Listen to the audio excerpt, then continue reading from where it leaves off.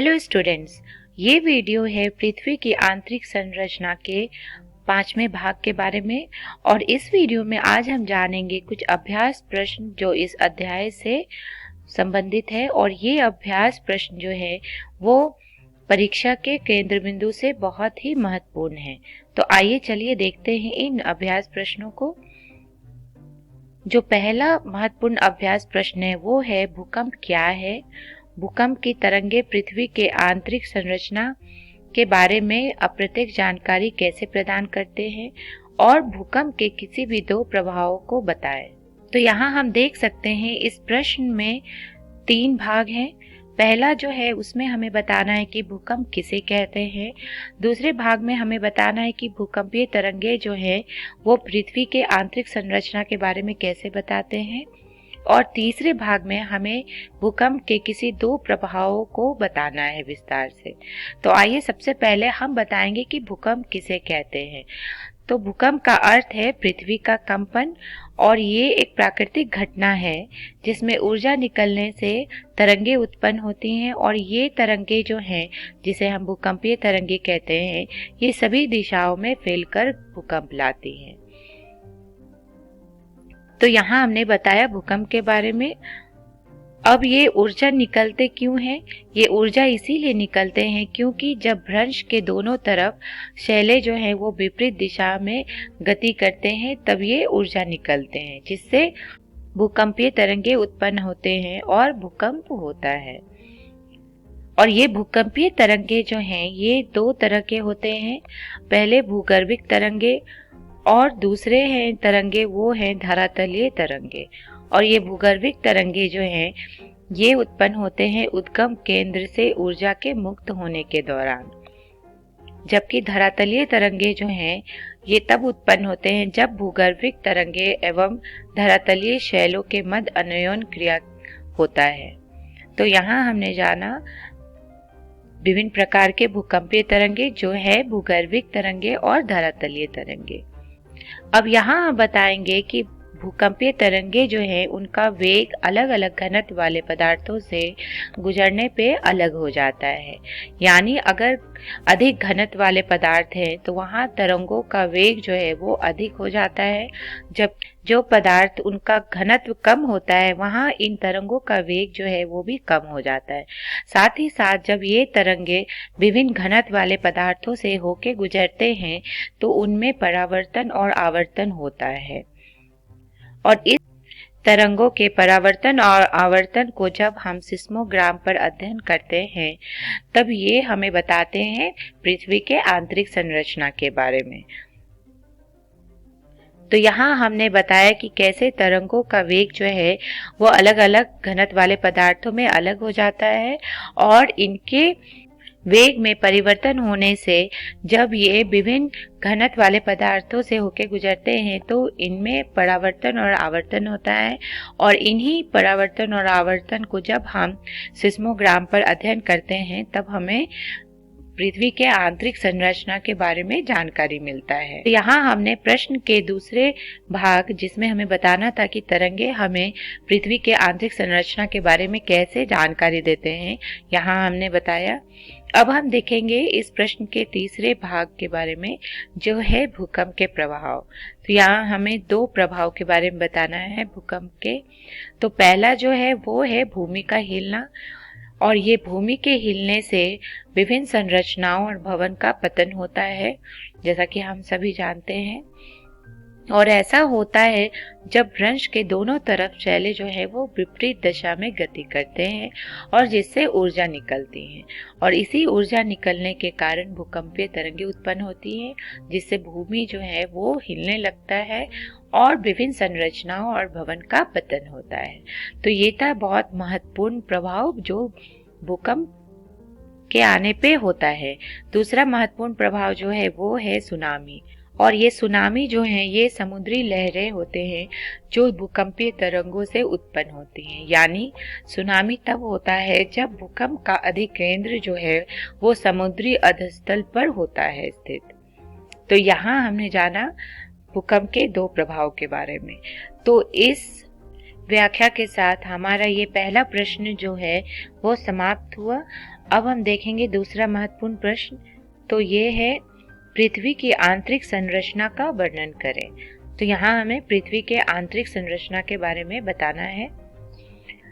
तो सबसे पहले हम बताएंगे कि पृथ्वी का जो आंतरिक संरचना है वो स्तरित संरचना है, यानी पृथ्वी में विभिन्न स्तर पाए जाते हैं जिसे हम लेयर भी कहते हैं। और पृथ्वी का सबसे ऊपरी भाग जो है वो ठोस होता है, जैसा हम यहाँ देख सकते हैं, और इसे हम कहते हैं भूप्रपट्टी। और ये भूप्रपट्टी जो है वो बना हुआ है महासागर भूप्रपट्टी से और महाद्वीप भूप्रपट्टी से, और इनकी मोटाई जो है वो विभिन्न होते हैं। यानी महासागर भूप्रपट्टी जो है वो कम मोटाई के पाए जाते हैं और इनका मोटाई होता है 5 किलोमीटर, जबकि महाद्वीप भूप्रपट्टी की मोटाई जो है वो होते हैं 30 किलोमीटर तक। और ये महासागर भूप्रपट्टी जो है वो बने होते हैं बेसाल्ट चट्टान से, जिनका घनत्व जो है वो होता है 2.7 ग्राम पर सेंटीमीटर क्यूब, जबकि महाद्वीप भूप्रपट्टी जो है वो बने होते हैं भारी चट्टान से और जिनका घनत्व होता है 3 ग्राम पर सेंटीमीटर क्यूब।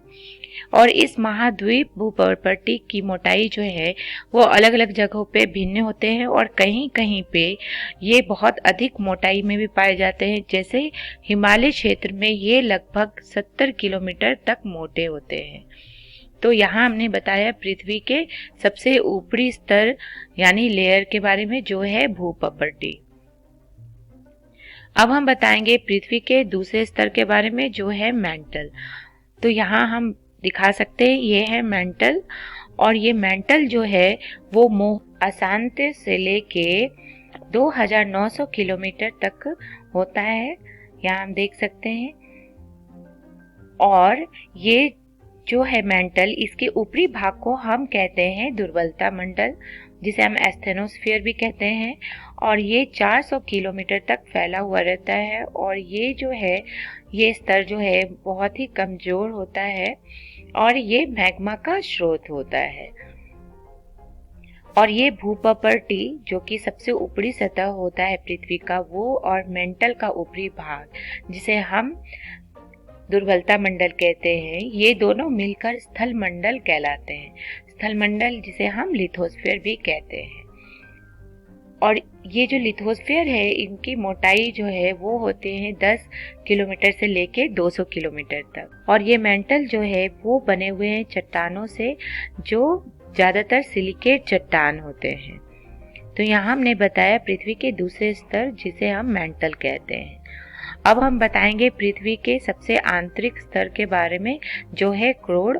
और ये क्रोड़ जो है ये होते हैं बाहरी क्रोड़ और आंतरिक क्रोड़।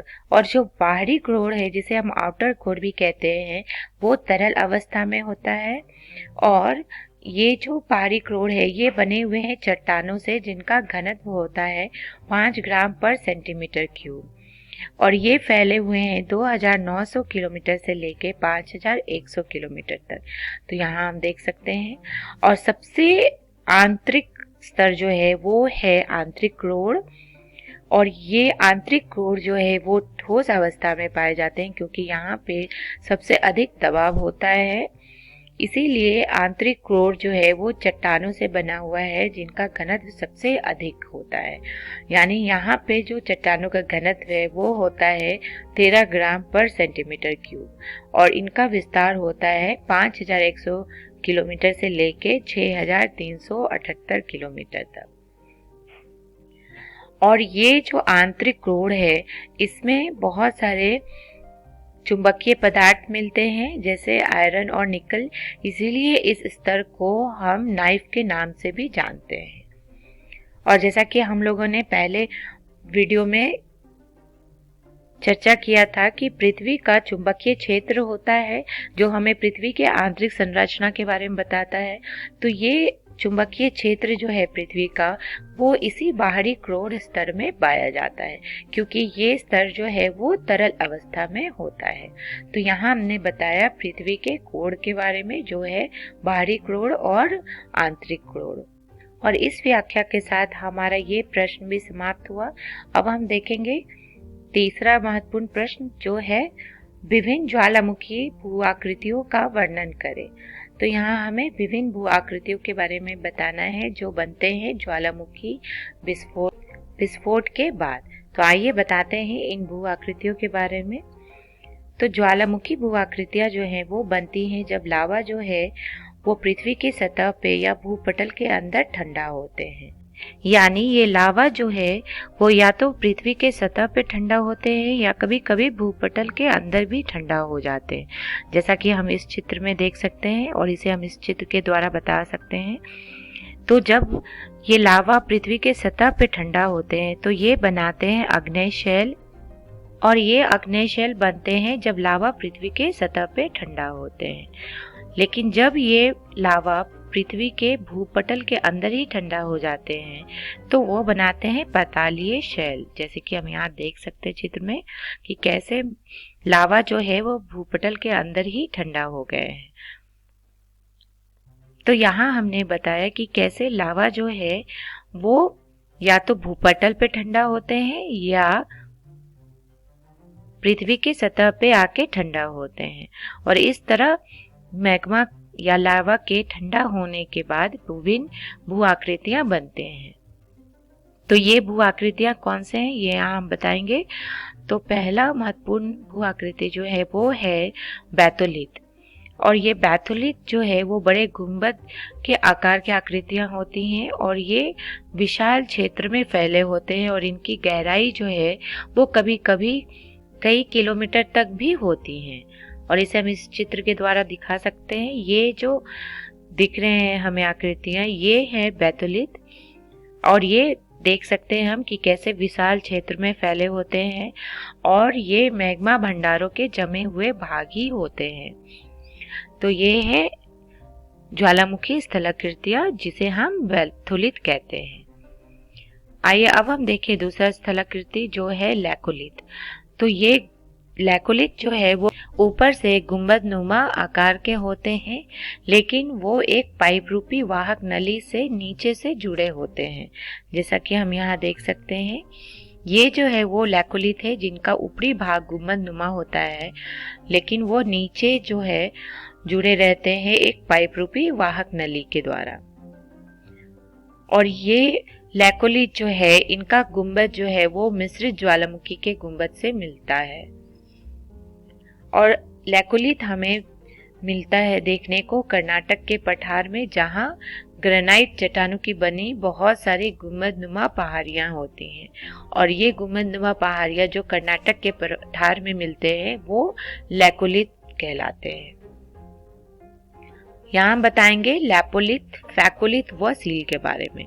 तो जब मैग्मा ठंडा होके तश्करी के आकार में आकृति बनाते हैं तो इसे हम कहते हैं लैपोलिथ, और यहाँ हम इस चित्र के द्वारा दिखा सकते हैं कि कैसे यहाँ मैग्मा जो है वो ठंडा होके तस्तरी के आकार में जम गए हैं, और इसे कहते हैं हम लैपोलिथ। और जब ये मैग्मा या लावा ठंडा होके लहरदार चट्टाने बनाते हैं उसे हम कहते हैं फैकोलिथ।